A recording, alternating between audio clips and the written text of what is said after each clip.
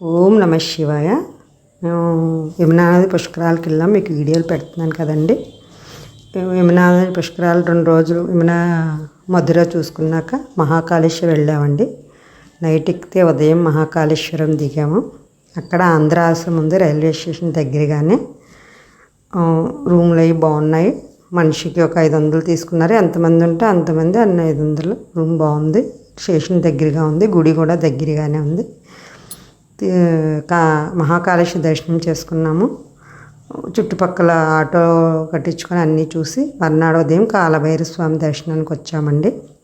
కాలభైరవ స్వామి దర్శనానికి లైన్ ఎక్కువగా ఉంటుంది అన్నారు. చాలా లైన్ ఉంది, టైం కూడా పడుతుంది అన్నారు. చూసారా జనం ఎంతమంది ఉన్నారో కాలభైరవ స్వామి గుడికి. అలా వెళ్తే కాలభైరవ స్వామి గుడి అదేనండి. గోపురం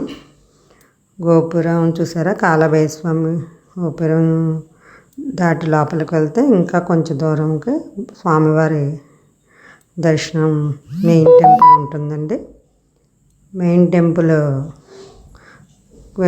వెళ్ళేసరికి స్వామివారికి భక్తులు మద్యాన్ని నైవేద్యంగా సమర్పిస్తారంటండి. ఇదిగోండి చూడండి, పూజ సామాన్ అంతా అక్కడ అమ్ముతున్నారు వాళ్ళు. భక్తులందరూ పూజ సామాన్లు తీసుకొని స్వామివారి దర్శనానికి వెళ్తున్నారు. చూడండి జనం ఎంతమంది ఉన్నారు.